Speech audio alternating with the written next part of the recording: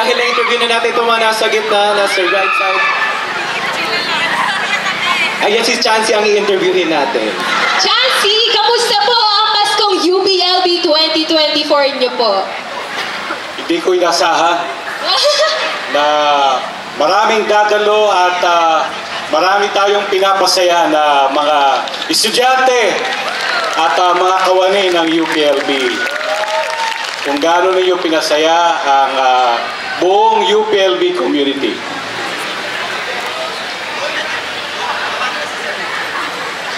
O, go na raw. Narinig ko si Sir Chico. Okay. Anyway, magandang gabi po sa inyong lahat.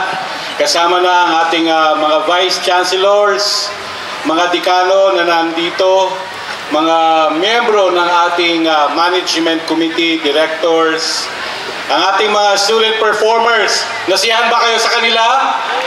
Yes! Mamaya kakantahan ko sila.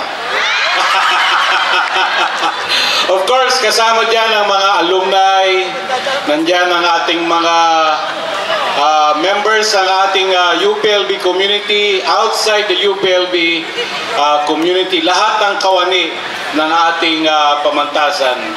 And so, tonight, we gather for a cherished tradition, the Christmas tree lighting ceremony. Akala ko nung una, lighting pala. Tama naman. Lighting ceremony.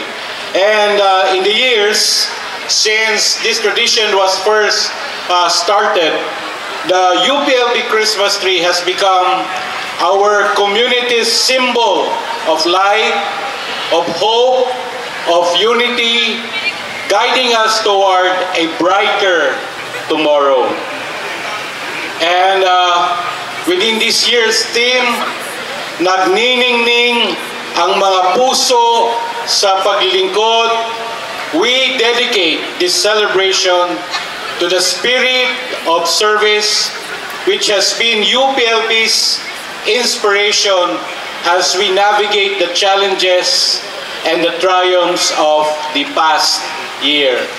Marami ba kayong mga pagsubok na pinagdaanan itong nakarang taon? Siyempre, ang pinakahuli ay yung bagyong Christine, di ba? Maalala ninyo, walang ilaw ang campus, lahat ng mga puno halos ay nagsisipag tumbahan, di ba? Pero hindi po tayo patitinag. Bagyo lang yan, sinabi natin yan, di ba? And so, 2024 has not been without its difficulties, the changes, the challenges in our society. Napakainit po ng ating pambansang politika. All of this has tested us in many ways, and as UPLB weathered all the storms, both metaphorically and literally. And yet, through it all, we have proven that the UPLB's, the community spirit, its defining trait is that of a heart ready to serve for the nation, for science, and for the future. And over and above all of these achievements, lahat ng mga natamo nating mga premyo, mga nagawa nating mga magagandang bagay itong nakarang taon, UPLB shines because of our unwavering commitment to honor, to excellence, and public service. Our theme is a reminder and a testament to a collective strength as a community that cares and acts for the greater public good. Our efforts in education, in research, in public service, all of these serve to illuminate our nation's path to a sustainable and inclusive future for all.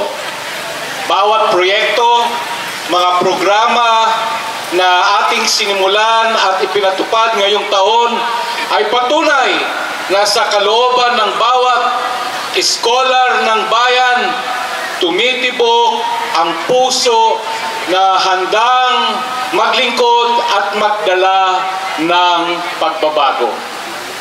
Heto na, as we light our Christmas tree this evening, may it remind us that our light comes from our solidarity, from our unity, from our dedication to our mission as a university. It, shining light, represents our compassion, our perseverance and hope. All of these are values that will continue to hold to in the coming year. Eto na. Excited na ba kayo? Excited na ba kayo? Excited na ba